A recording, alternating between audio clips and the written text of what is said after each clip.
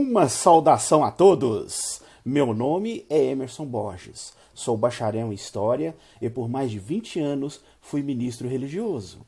Sou escritor desse livro, A Bíblia sobre Escrutínio. E baseado no meu livro, toda semana estamos analisando aqui nesse canal uma passagem bíblica de maneira profunda. Mas antes de entrarmos no assunto, não se esqueça de dar o like aí no nosso vídeo. Estoura esse joinha de likes aí. Se inscreva em nosso canal, comente, compartilhe e não se esqueça de acionar o sininho de notificações. Se você desejar adquirir meu livro para aprofundar mais nos assuntos, eu vou deixar na descrição desse vídeo os links onde você pode adquirir o meu livro. E se você não assistiu os outros vídeos da série, também vou deixar aqui na descrição desse vídeo os links para que você possa assisti-los. Hoje vamos falar um pouco sobre a Bíblia e as mulheres. Se vocês observarem nas religiões em geral, a grande maioria, o maior número de pessoas que frequentam as religiões são as mulheres. Em qualquer religião que você entrar, você vai observar ali que o público feminino é um público bem maior do que o masculino. As mulheres realmente são a maior parte das religiões. E isso me deixa um pouco intrigado, devido à Bíblia, que é o livro que todas as religiões se baseiam, pelo menos as da linhagem judaico-cristã. A Bíblia é um livro extremamente machista e rebaixa as mulheres de tal forma que eu fico impressionado de ver o grande número de mulheres que frequentam religiões. A Bíblia, logo no início, logo no relato ali de Gênesis, da criação do mundo, de Adão e Eva, do pecado original, já começa rebaixando a mulher de forma avassaladora. Pois ali no relato deixa claro que a mulher ela é criada de uma costela do homem. Ali ela é colocada como um pedaço do homem, né? Que é criada ali para ser uma serviçal ajudadora do homem. Se você observar, não existe nenhuma mulher que participou na escrita da Bíblia. Não existe nenhuma menção de mulher que escreveu ou que participou na escrita de tal livro. Mas eu creio que as mulheres elas devem se orgulhar disso, porque a Bíblia é um dos livros mais machistas que existem. No próprio relato de Gênesis, aonde fala do pecado original, que é no capítulo 3 de Gênesis, do versículo 1 a 5, ali o próprio relato coloca toda a culpa do pecado original em cima da mulher, da primeira mulher, Eva. Se você observar na leitura, a serpente ela se dirige a Eva e seduz a mulher, que come do fruto e depois convence o seu marido também a comer do fruto proibido, né? Na esperança de se tornar igual a Deus. Pois a serpente disse a ela que Deus estava mentindo para ela e que se ela comesse do fruto, ela seria como Deus, sabendo o que é bom e o que é mal. E se nós fizermos uma análise do relato de 1 Timóteo 2,14, ali, naquela carta de 1 Timóteo, o escritor bíblico diz que a mulher foi totalmente enganada. Quer dizer, que ela realmente acreditou que se comesse do fruto proibido, ela seria como Deus, sabendo o que é bom e o que é mal. E, segundo o escritor de 1 Timóteo 2,14, o homem não. O homem, ele não foi enganado. Quer dizer, ali na carta de 1 Timóteo 2,14, o escritor, mais uma vez, rebaixando a mulher, colocando ela como uma culpada e ainda atribuindo a ela motivações erradas, motivações más. Porque se partindo por esse raciocínio que a mulher foi enganada, então ela realmente comeu, né? Porque ela queria ser igual a Deus. Um desejo egoísta motivou ela a comer do fruto proibido. Já o homem não. Segundo o escritor da carta de Timóteo, o Adão, no caso, ele sabia que se ele comesse do fruto, ele não ia ser igual a Deus. Então ele não foi enganado, né? Porque lá ele diz claramente que a mulher foi totalmente enganada. Mas o homem não. Então, o escritor da carta de 2 Timóteo 2,14 quer subentender que o homem, ele sabia que não ia ser como Deus, mas resolveu comer para acompanhar sua mulher. Quer dizer, Ah, coitado do homem, né? O homem ficou com medo de perder a mulher, amava demais ela, então por amor ele comeu do fruto para acompanhá-la, né? Para que ela não comesse sozinha e recebesse a maldição sozinha. Tá vendo?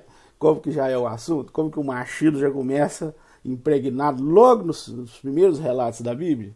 E a mulher fica como a má, né?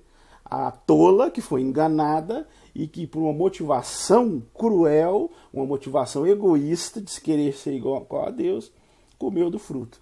E o homem, coitado, foi, né, seguiu a mulher de medo de perder a mulher, né, porque amava demais a mulher. Então, já vemos aí também nesse relato, né, do pecado original que a mulher sai como uma vilã e o homem como bonzinho na história. A esposa do patriarca bíblico Abraão, chamado Sara, é exaltada em 1 Pedro, capítulo 3, versículos 5 e 6, é exaltada por chamar o seu marido de Senhor, demonstrando ali sua submissão a ele, né? Considerando ele como seu Senhor. Olha bem, então a Bíblia exalta as mulheres que realmente se submetem a seus maridos, colocando eles como seu dono ou seu proprietário. Então aí a gente já vê também outro relato que rebaixa as mulheres, né, desta maneira. É interessante que Sara, inclusive no relato, né, bíblico, ela oferece a serva para dormir com seu marido para promover a descendência, visto que até então ela não tinha conseguido promover um filho para o marido. Isso mostra que a Bíblia sempre coloca a mulher realmente como uma serviçal e uma procriadora. E se ela não cumprir esse objetivo, ela é uma pessoa inferior, uma pessoa maldita, uma pessoa desprezada.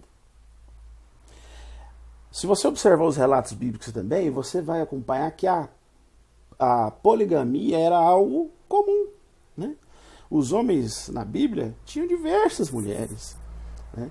Inclusive patriarcas, servos leais de Deus, como por exemplo, Jacó teve 4 mulheres. O próprio Abraão, que a mulher dele é exaltada por chamá-lo de Senhor, ele deitava com a serva, né, e tinha a esposa, quer dizer, ele tinha 2 mulheres. Davi, o grande rei Davi, né, teve 8 mulheres. E Salomão, o filho de Davi, para não ficar para trás, sabe quantas mulheres ele teve? O relato bíblico fala de 700 mulheres. Olha bem, 700 mulheres.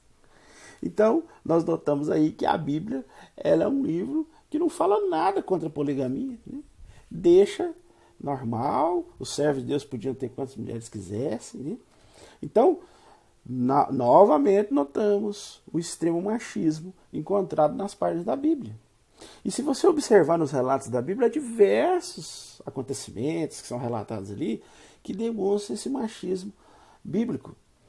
Por exemplo, se você observar também o relato da irmã de Moisés, chamada Miriam, é um relato que está no livro de Números, capítulo 12, versículo 1 a 15. Depois você olha na sua Bíblia aí, Números, capítulo 12, versículo de 1 a 15. Ali, ela, Miriam, junto com o seu irmão Arão, começam a questionar Moisés. Aí sabe o que o Deus da Bíblia fez com os dois? Todos os dois estavam questionando, né? Ele manda uma lepra em Miriam. Olha para você ver. E o Arão não mandou nada, não teve nada, né? A Miriam é que foi atacada pela lepra, saiu como sendo a rebelde, né? E foi atacada por essa doença terrível. E o irmão dela, que também questionou igualmente, não teve nada. Você vê que a Bíblia, as histórias da Bíblia, sempre colocam esse padrão. Sempre as mulheres é que são as culpadas, sempre elas é que estão erradas, e sempre elas é que recebem a punição.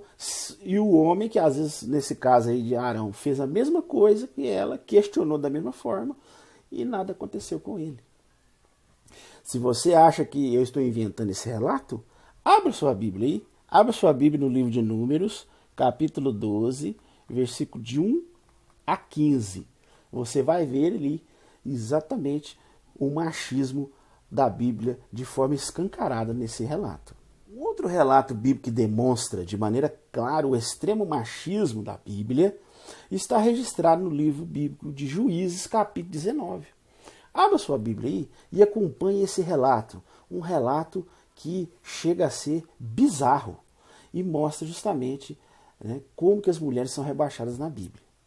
Se você acompanhar nesse relato, do capítulo 19, você vai ver o relato de um certo levita que servia no templo de Deus e era, portanto, um servo dedicado, um servo leal, e ele estava voltando para casa com a sua concubina. Concubina seria uma segunda mulher, né? Que normalmente, como eu já falei, a poligamia era comum, né, na Bíblia, e esse levita não era diferente, ele tinha outras mulheres. E essa concubina era uma outra mulher dele, né, que não era oficial, mas era uma outra mulher. E ele estava vindo, né, com essa concubina e chegou na cidade chamada Gibeá. Quando ele chegou nessa cidade, ele ficou na casa lá de um senhor, né, que hospedou ele. E se você observar nesse capítulo 19, no versículo 23 e 24, ali, quando ele estava nessa casa, os homens da cidade cercaram a casa e queria, né, ter relações ali com esse levita. Uma história semelhante a uma outra que eu já analisei em outro vídeo, que é a história de Ló e suas filhas, lá em Sodoma e Gomorra, que os anjos foram visitar Ló, os homens da cidade cercaram a casa, queriam ter relações com os anjos, e Ló chegou e ofereceu as filhas para os taradões de Sodoma. Um caso semelhante aconteceu também nesse relato que eu estou falando, né? Os taradões de Gibeá, né, que é a cidade, cercaram a casa onde o levita estava hospedado com a sua concubina e queriam ter relações com ele. Aí o dono da casa sai, se você acompanhar, pode acompanhar na sua Bíblia aí, ó, seja qual versão você tiver. No versículo, Juízes capítulo 19, versículo 23 e 24. Veja só o que diz o relato. Em vista disso, o dono da casa saiu a ter com eles e disse-lhes, o dono da casa que o levita estava hospedado: não, meus irmãos, por favor, não cometais nenhum mal, visto que esse homem entrou na minha casa. Não cometais essa ignominiosa insensatez. Eis a minha filha virgem e a concubina dele. Por favor, deixe-me trazê-las para fora e violentai-as, e fazei com elas o que for bom aos vossos olhos. Mas não deveis fazer a este homem tal coisa insensata. Olha bem o relato. Veja bem, né? O dono da casa que o levita estava hospedado, né, sai lá e oferece a filha dele para os taradões de Gibeá. Não só a filha dele, mas a concubina do outro que estava hospedado na casa dele. Dá para você perceber o desprezo, né, que esses homens tinham para com essas mulheres, considerando essas mulheres um mero objeto sexual, né, que poderia ser oferecido para os taradões da cidade de Gibeá. Se você estivesse nessa situação, se você fosse o pai dessa jovem, né, estivesse hospedando esse levita e essa turba cercar a sua casa, você teria coragem de sair e oferecer a sua filha virgem para esses taradões? E oferecer até a mulher do outro que estava dentro da casa? Já imaginou? Que situação mais bizarra. E vocês sabem qual foi o desfecho dessa história? Se você observar aqui, ó, no livro bíblico de Juízes, eles pegaram, né, a concubina, né, que era a segunda esposa do levita, levaram para fora. E ali os taradões começaram a ter relações com ela. Abusaram dela a noite inteira sendo abusada por esses homens. E sabe qual foi o resultado? Depois que o levita tirou o dedo da reta, né, e ofereceu a concubina dele, ele chegou lá de manhã, ela estava morta. Aí você sabe o que ele fez? Sabe o que esse levita fez? Ele pegou o corpo da concubina dele Isso mesmo, pode olhar aí na sua Bíblia, Juízes capítulo 19, leia a história aí, está registrado aí com todas as letras. Ele cortou o corpo dela em 12 pedaços e entregou às 12 tribos de Israel. Tipo assim, né? Aí, ó, o que aconteceu? Aí. Veja só, nem respeito pelo corpo da mulher ele teve para dar a ela um enterro digno. Observe como esse relato deixa claro o extremo machismo e o desprezo que esses homens tinham, esses servos de Deus tinham pelas mulheres. Vamos fazer um quadro mental aqui agora de uma outra situação. Imagine que você está num tribunal. Ali nesse tribunal tem um estuprador grotesco que ele está sendo julgado por ter estuprado uma jovem virgem. E ele fala para todo mundo no julgamento que estuprou mesmo, que não tem arrependimento nenhum. A moça está lá em estado de choque, assustada, né? E traumatizada diante disso tudo, e confirma que realmente foi estuprada. Aí, diante dessa situação, o juiz chama o pai da moça, chama o estuprador e executa a lei. Da seguinte forma, ele determina que o estuprador pague uma quantia de dinheiro para o pai da moça, no caso 50 moedas de prata, e se case com essa moça. Olha só, o estuprador grotesco estupra uma moça virgem, o juiz chama, né, para resolver o caso e fala para o estuprador dar 50 moedas de prata para o pai da moça e obriga o estuprador a casar com a moça. E essa moça não pode se divorciar desse estuprador nunca mais. Está amarrada a ele pro resto da vida. Aí o pai da moça pega o dinheiro e vai embora, deixa a filha com o estuprador, que sai ali, né, totalmente, né, em estado de choque, pasmada com o que aconteceu, e vai embora, né, para morar o resto da vida com esse estuprador. O que você acha desse julgamento? Você achou que foi um julgamento justo?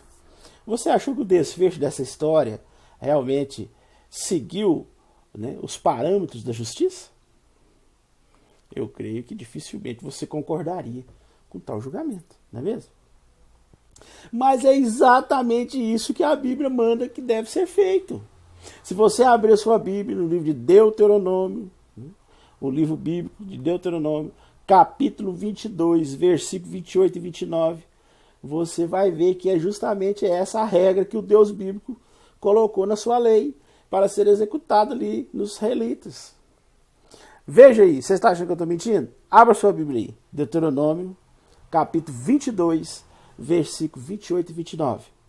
Diz assim, ó: se um homem se encontrar com uma moça sem compromisso de casamento e a violentar, e eles forem descobertos, ele pagará ao pai da moça 50 peças de prata.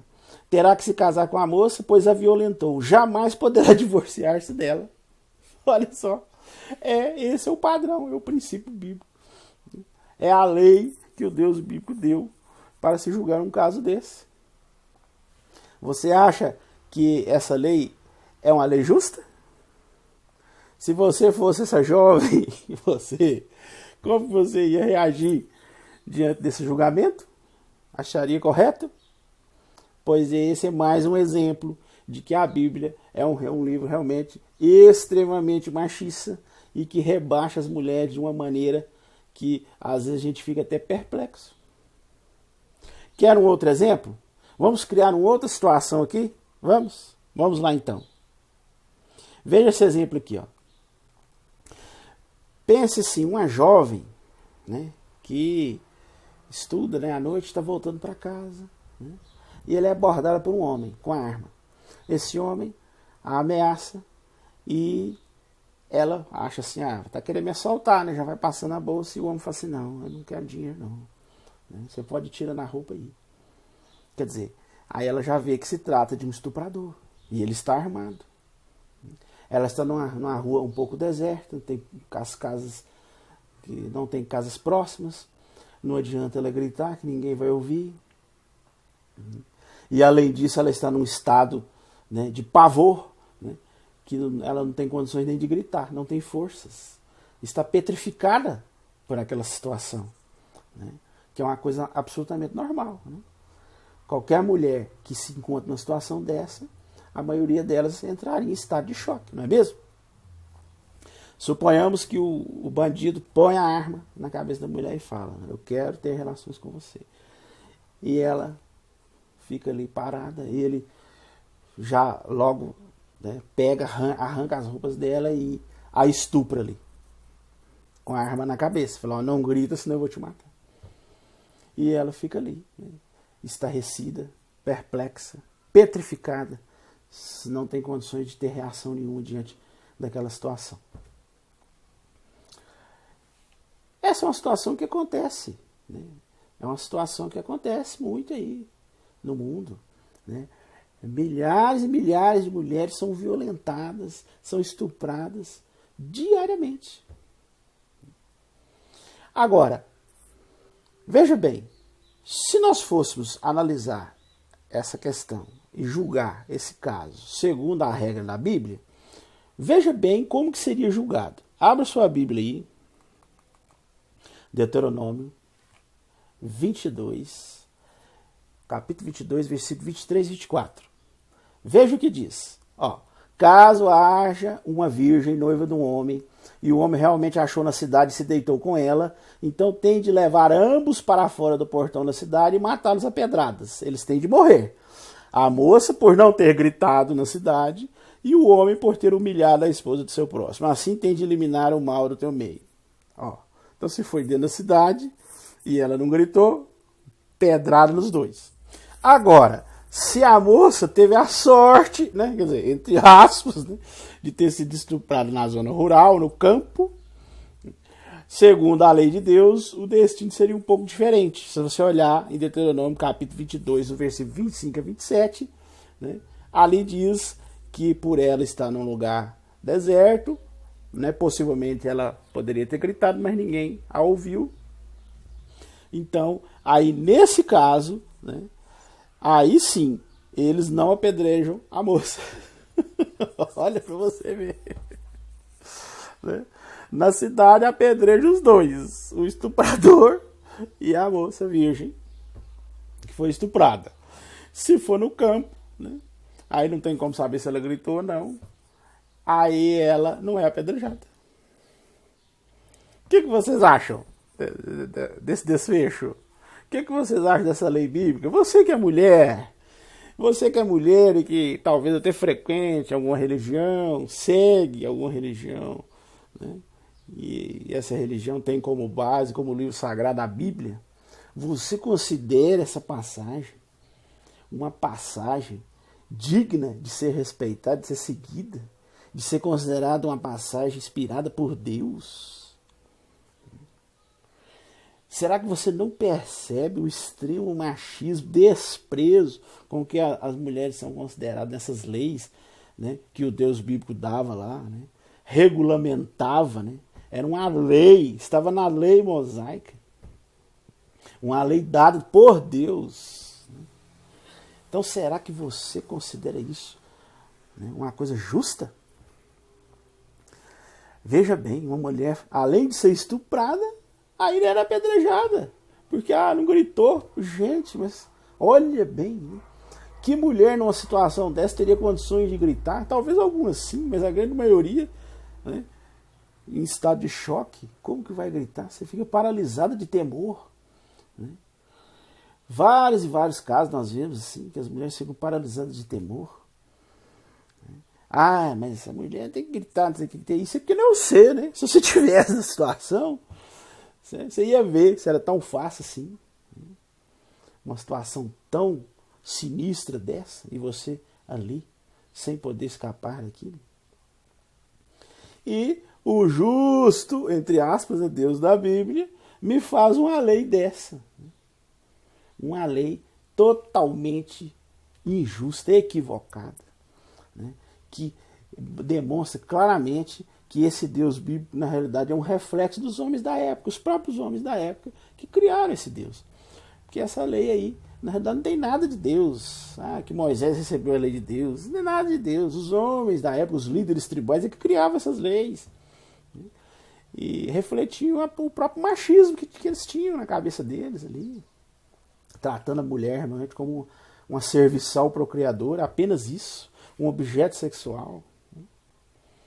Então, a gente observa relatos como esse e fica impressionado de ver, né, como que muitas mulheres, mas muitas mesmo, ficam lotando as igrejas, seguindo esse livro, né, dizendo que é um livro sagrado, mesmo diante de passagens, né, tão bizarras e repulsivas como essas. Se formos ficar citando passagens bíblicas e relatos bíblicos que rebaixam as mulheres, menosprezam, né, demonstrando o machismo da Bíblia, nós vamos ficar aqui o dia inteiro.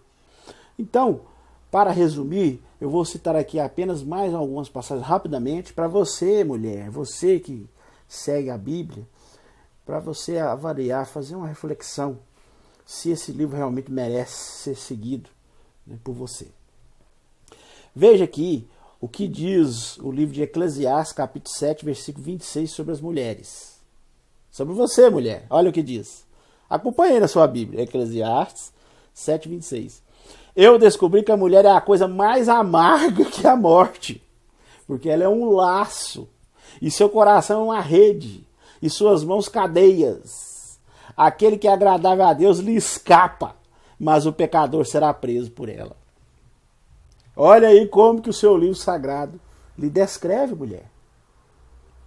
Não me surpreende que a gente ache também, até mesmo no Novo Testamento, que já era uma época posterior, que as pessoas já tinham evoluído um pouco, mesmo assim, continuamos a ver ali a mulher sendo descrita como submissa ao homem, que tem que ser submissa, tem que se sujeitar. Inclusive, 1 Coríntios 13:11 fala que o cabeça da mulher é o homem. 1 Pedro 3,7 diz que a mulher ela é fraca. 1 Timóteo 2,14 diz que ela é tola. 1 Timóteo 2,11 e 12 diz que a mulher tem que ficar calada. Olha bem, você, mulher, que frequenta as religiões, que segue a Bíblia, ali em 1 Timóteo 2,11 e 12 diz que você tem que ficar calada. E quando você for orar, falar alguma coisa, tem que ser com uma cobertura na cabeça, uma constrangedora cobertura na cabeça. É assim que a Bíblia lhe retrata. Agora eu lhe pergunto, você sinceramente acha que a Bíblia é um livro que merece ser seguido? Você, mulher, você acha? Você não consegue perceber o extremo machismo da Bíblia? Como a Bíblia lhe rebaixa, lhe coloca como uma mera ajudante, serviçal, procriadora, uma serva do homem? E que insiste que você seja submissa a ele? Então realmente eu fico assim, sabe, estarrecido de ver o número enorme de mulheres que frequentam as religiões, que seguem a Bíblia e ficam lá, seguindo, lendo os trechos da Bíblia, se submetendo a esse livro que na realidade as rebaixa de maneira tão brutal.